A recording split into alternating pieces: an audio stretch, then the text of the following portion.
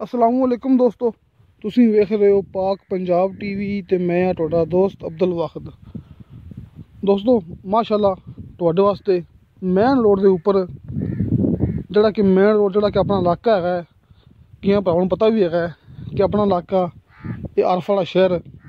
दोस्तों आरफ वाले शहर दे विच मेन रोड के इंतहाई करीब आपां तुहाडे वास्ते एक 5 मरले का प्लाट की वीडियो लेके हाज़र होए हैं। उम्मीद करांगा तुहानूं बड़ी पसंद आएगी। आ देखो दोस्तों, ये मेन रोड है, ये डबल रोड है इत्थे जिहड़ा कि भरावां नूं पता है। मैं दसदा हुन्ना कि मुल्तान तो आ रहा है तो डायरैक्ट जा रहा है दिल्ली तक। दोस्तों ये याद रखना है कि भावें मशहूर नहीं है लेकिन ये पाकिस्तान का सब तो लम्मा मेन रोड है जिहड़ा कि मुल्तान तो आ रहा है तो डायरैक्ट जा रहा है दिल्ली तक। दोस्तों ये बहुत कम लोग जानते हैं इस मेन रोड के बारे च, लेकिन जो रिहायशी ने उन्होंने पता है कि जो पाकिस्तान का सब तो लम्मा मेन रोड ये ही है, जिन्होंने आप आरफ वाला, पाकपतन, बावन नगर, बुरा व्याड़ी, मुल्तान रोड कहने हैं। एक ही रोड वजदा है, इन पर लाहौर रोड भी कह सकते हैं। दोस्तों सामने प्लाट है, मैं तुहानूं भरावां दिखाना। इत्थे अपने कोले मेन रोड तो चंद कदम हट के इत्थे अपने कोले प्लाट एक इस गली दे विच, इस सामने बिल्कुल सामने।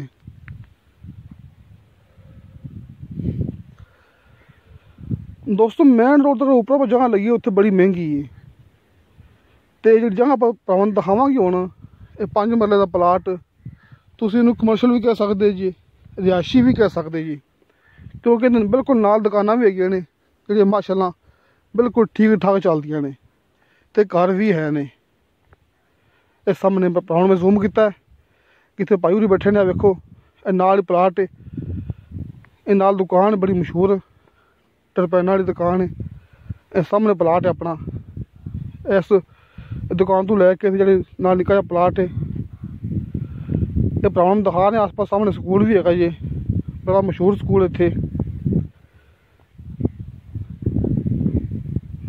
दोस्तों ये अपना प्लाट है, ये वड्डी दीवार तो लैके ते निक्की दीवार तक ये सामने अपने 5 मरले का प्लाट है।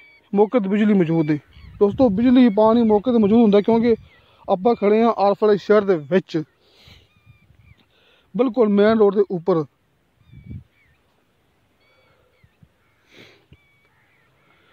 ये भरावां में आस पास की मुकम्मल लोकेशन दिखा रहा। नाल दुकान हैगी टरपैना वाली, इत्थे भाई होरी बैठे ने। सामने मेन रोड है, अं समझ लो कि मेन रोड तो चंद कदम हट के प्लाट है अपना, मेन रोड तो चंद कदम हट के। दोस्तों बजरी आई पई है, समान आया पे है, ये जगह पक्की हो जानी जी, ये सड़क पक्की हो जानी है। दोस्तों इस 5 मरले प्लाट की कीमत हैगी मुकम्मल 25 लाख रुपया। दोस्तों मुकम्मल प्लाट की डिमांड हैगी 25 लाख रुपया। कमी पेशी प्यार मुहब्बत हो जाएगी। मिसाल तौर पर 5 लाख का फी मरला। ना दोस्तों तुसीं ये भी याद रखना है कि अगर आप बिल्कुल मेन रोड के उपर जगह लईए उत्थे 12 लाख रुपया डिमांड है फी मरले की। मैं भरावां नूं चीज़ वो दिखाता हुन्ना जिहड़ी कि सस्ती भी होवे ते ठीक भी होवे। सिर्फ चंद कदम पिछे हट के आपां नूं इन्ना फायदा होंदा पिया कि मेन दे उपर 12 लाख का फी मरला है, चंद कदम पिछे हट के 5 लाख का फी मरला है। इत्थे आप रिहायश भी कर सकते हैं, इत्थे आपां कोई ना कोई कारोबार भी कर सकते हैं क्योंकि जगह कमर्शियल भी है तो रिहायशी भी है। ये भरावां नूं पिछे का माहौल दिखा रहा कि इत्थे आस पास फुल आबादी है।